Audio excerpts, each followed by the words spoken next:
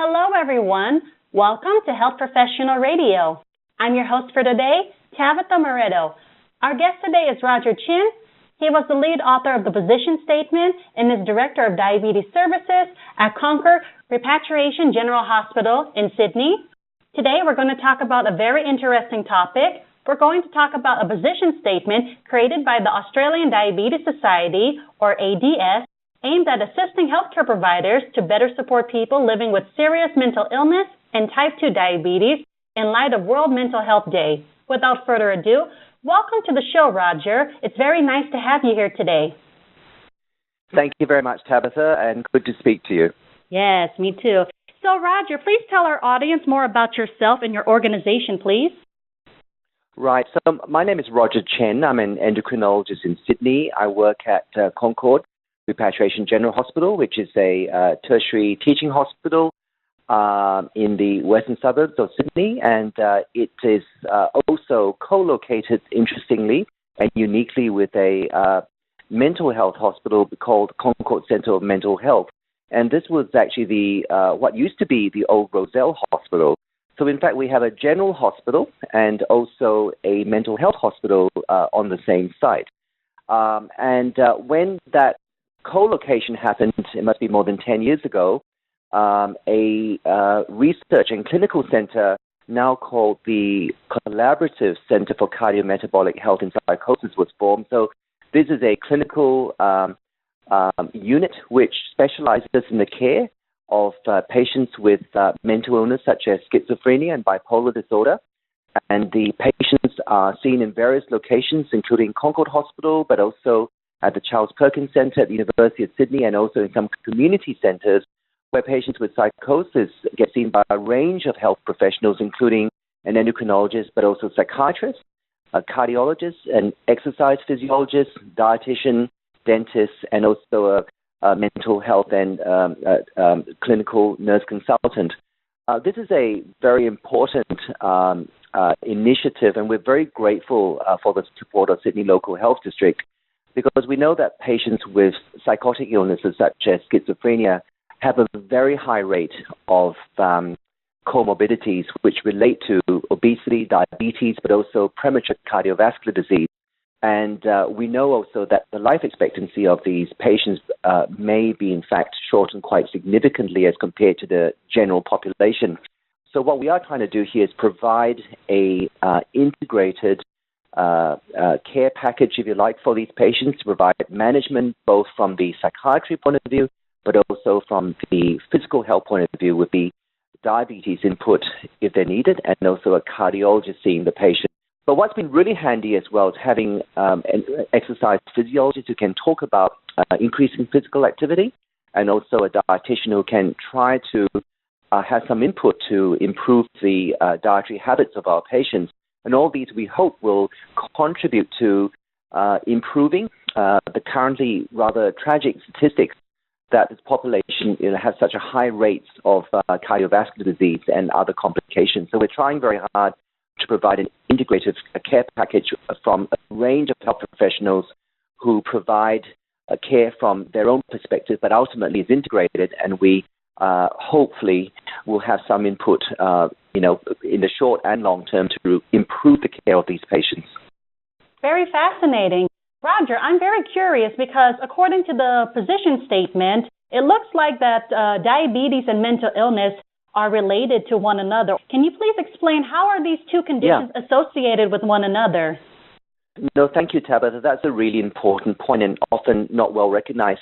As you know, there are different types of mental illness, and the one, I guess, which is well recognized and been linked to diabetes is depression. We know that depression is a risk factor for diabetes, and diabetes, on the other hand, is also a significant risk factor for developing depression. So there's what we call a bidirectional relationship. So one is the risk factor for the other, and it also happens the other way around. And we've known that for a while. And the coexistence of depression and diabetes, in fact, can result in more complications and more adverse outcomes as well. But what hasn't been so well appreciated is the fact that mental illness itself, as its psychosis, schizophrenia, bipolar disorders, what we call psychotic disorders, also increase the risk of not only diabetes, but obesity and general metabolic disorders such as high cholesterol, so hyperlipidemia and obesity and all those typical, I guess, risk factors for developing cardiovascular disease. We think that why this happens is complicated. There is some genetic basis. There's something with the condition of schizophrenia or psychosis itself, which increases the risk of developing obesity, diabetes, and metabolic disease. We know that lifestyle plays a huge role, and that's why we're trying to have some input to improve the lifestyle of these patients. So increasing physical activity, improving diet, and very importantly, trying to reduce the currently very high rates of smoking in this population, all of which lead to cardiovascular disease. But on top of that, we have the genetics, we have the lifestyle, but we also know that some of the treatments used, the medications used in the treatment of psychosis can also potentially increase the risk of diabetes and metabolic disease as well as hyperlipidemia. So it's a complicated situation. We can't change the genetics, at least at this stage, but we certainly can change the lifestyle. We can have intervene there, and we can also certainly try to rationalize medications so that ideally the safer ones are used, although it's still very important that any patient with a psychotic disorder sees a psychiatrist and ensures that they have the best medication for their condition. That's really important. But you're right. This is a fascinating interrelationship, which has been, I guess, recognized for a while, but it really hasn't been in the spotlight, if you like, for until probably about 10 years ago. Now, interestingly, 10 years ago, there was actually a position statement or consensus statement written by one of my colleagues as first author, Professor Tim Lambert and Dr. Leon Chapman in Melbourne, which highlighted this relationship between psychosis and diabetes. But in that 10 years, we found that, in fact, there's been very little improvement to the care of patients with psychosis. So we thought it was timely that a second position paper be written to try to persuade and provide some guidelines that patients with psychosis should be monitored for metabolic disease. So they should have their weight done, they should have their waist circumference measured, they should have their blood glucose levels done appropriately, they should have the lipid levels measured, and if any of these are abnormal, they should ideally have a referral back to their GPs or be referred to a diabetes center where it's appropriate, or be referred to people skilled in the care of patients with diabetes and metabolic diseases. Wow, this does sound like a very fascinating, but at the same time, very complicated issue. So now, Roger, I want to ask, are people with diabetes are they more prone to get mental illnesses compared to people who don't have diabetes? Right. Okay, so if we're talking about diabetes itself, and we have type 1 diabetes, type 2 diabetes, and various other types of diabetes, we know that diabetes is a risk factor for developing depression.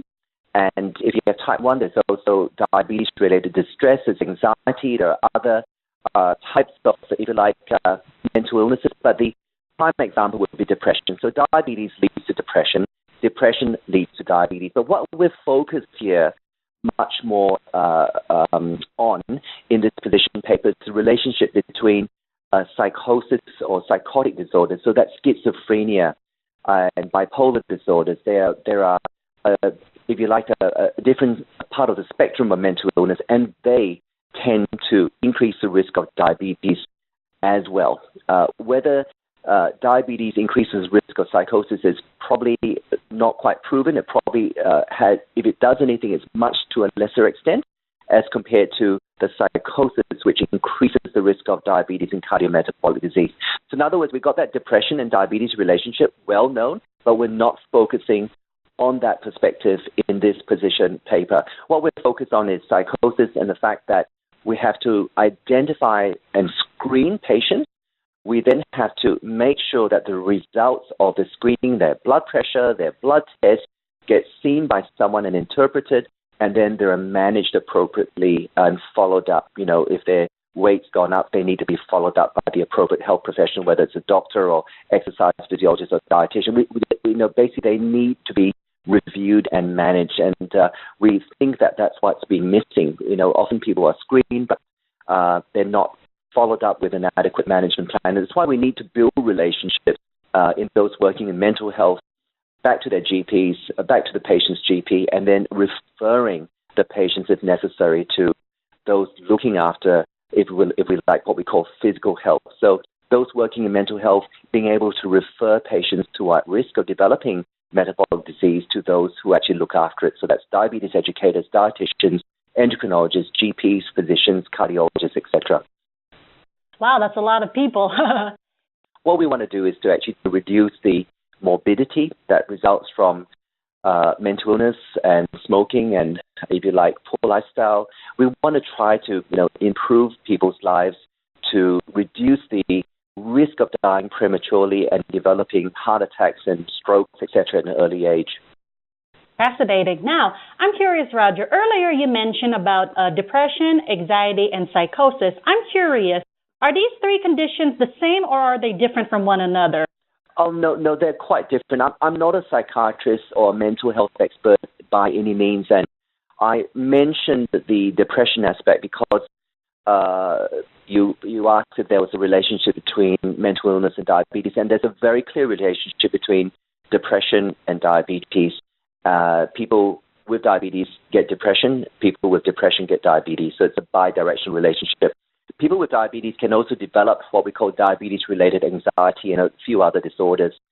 Now, schizophrenia or psychosis is the other end of the spectrum. It's a psychotic disorder, so there's various definitions, but basically there might be hallucinations and false beliefs, etc. But, it's a complicated condition which psychiatrists are much more skilled at defining and managing. But it's quite different from, if you like, someone with a degree of anxiety or depression. This is can be a much more debilitating and disabling condition. And we know that people with schizophrenia, for example, a small proportion end up in long-term residential care, while hopefully a reasonable portion are back in their normal lives, able to work, able to function, and about a third end up being in and out of care or having to see their health professionals very regularly. So it's a whole spectrum of conditions, but it's quite different from just pure depression and pure anxiety. But again, I'm not an expert in psychiatry, so I deal with the metabolic or diabetes side, and that's where the position statement came up from. It was one of the National Diabetes Supply Scheme's initiatives some years back to ensure that a position statement could be written concerning the care of patients with psychosis. Thank you very much, Roger, for explaining that to me. I really appreciate that because this is a very fascinating topic because diabetes, as we all know, is a condition that affects a person's blood sugar levels. And I never imagined that diabetes and mental illness have a co-relationship with one another. Yeah, it's a fascinating thing. You're right. When I was, going through med school, we thought diabetes was just high sugars, but in fact, we recognize that it's one of the most complex conditions that we have to look after. And patients with diabetes have a whole potential array of other disorders, including weight gain, obesity, blood pressure problems, cholesterol problems. Many will have sleep disorders.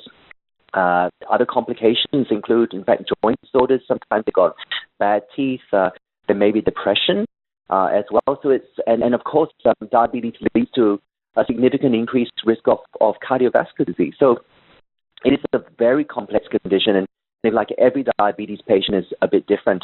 So what we're focused here on is the spectrum. So the group of people with what we call severe mental illness, so psychosis again, who seem to be particularly at risk of developing diabetes and also of cardiovascular disease.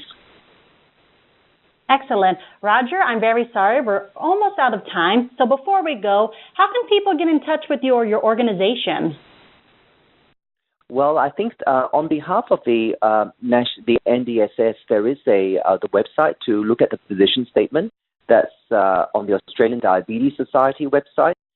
If they look that up, the position statement is available for downloading.